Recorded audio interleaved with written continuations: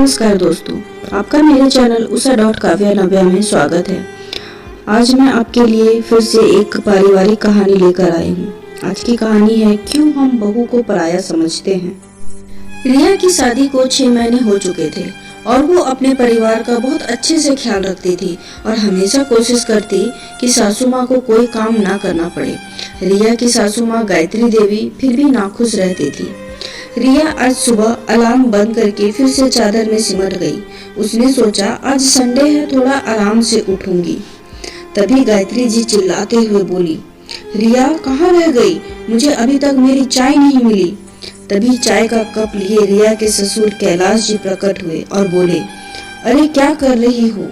सोने दो ना बहू को, आज संडे है, फालतू में शोर मचाने लगती हो। अभी हम दोनों इतने भी बूढ़े नहीं हुए हैं कि अपने काम न कर पाएं। ये लो गर्मा गर्म अदरक वाली चाय पियो, नहीं तो ठंडी हो जाएगी। आज बहू को भी थोड़ा आराम करने दो। रिया ससुर जी की बातें सुनकर मन ही मन खुश हो जाती है। आपका दिमाग तो खराब नहीं हो गया है? बहू के होते हुए हम क्यों कोई काम करेंगे?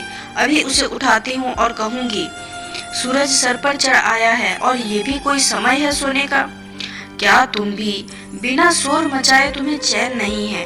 बहू बेचारी को तो ढंग से सोने को नहीं मिलता है, देर तक क्या सोने को मिलेगा? बहू का तो सुबह जल्दी उठना और रात में देर से बिस्तर पर जाना, उसे तो दोपहर में भी लेटने का मौका तक नहीं मिलता। क्या हमारी श्रद्धा देर तक नहीं सोती? तो क्या अब बहू हमारी बेटी की बराबरी करेगी? बहू बहू ही रहेगी और बेटी बेटी ही रहेगी, उन दोनों की कोई बराबरी नहीं हो सकती। कैलाश जी थोड़ा गुस्से में बोले, हमारी बेटी कल को विदा होके दूसरे के घर जाएगी और उसकी सास भी तुम्हारी ऐसी हुई, तब तुम्हें कैसा लगेगा? आप तो बस हर समय इसी तरह की बातें लेकर बैठ जाते हैं, हर बात में बहू का ही पक्ष लेते हैं। जब बेटी ससुराल जाएगी तब की तब देखेंगे, अभी मुझे घर को जैसे चलाना है चलाने दीजिए। मैं भी बहू की दुश्मन नहीं हूँ जी हाँ, अगर बहू को ढील दे दी तो दूसरे दिन से ही सर पर नाचेगी। नहीं माँ, ऐसा कभी नहीं होगा।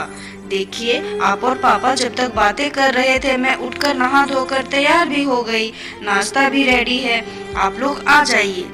माँ ससुराल आके एक लड़की बिल्कुल बदल जाती है, क्योंकि उसे पता होता है ससुराल में अपनी मनमानी नहीं चल सकती, वहाँ तो नियम कायदे मानने पड़ते हैं। तभी ननद श्रद्धा कहती है कि पता नहीं भाभी, आप कैसे इतनी जल्दी उठकर इतना सब कुछ कर लेती हैं, मैं तो कभी नहीं कर सकती। फिर चाहे कोई नाराज हो या खुश, मैं तो अपनी मर्जी से ही काम करूंगी। कैलाश जी बोले, और कहीं सास तुम्हारी माँ जैसी मिली तब क्या करोगी तुम? सुन लिया श्रीमती जी, अब बताओ ऐसी बहू पल्ले पड़ जाती तब क्या करती? ये तो हम भाग्यशाली हैं जो रिया जैसी बहू मिली है, जो आपकी हर बात मानती है। तो आपका भी फर्ज बनता है कि उसे थोड़ा समझो। रोज ना सही, छुट्टी के दिन तो उसे अपनी नींद पूरी करने की आजादी दो। और हमें इतने बूढ़े भी नहीं हुए हैं कि अपना काम खुद ना कर सके। आप सही कह रहे हैं जी, मैं शायद जरूरत से ज्यादा ही सख्ती करती हूँ बहू के साथ।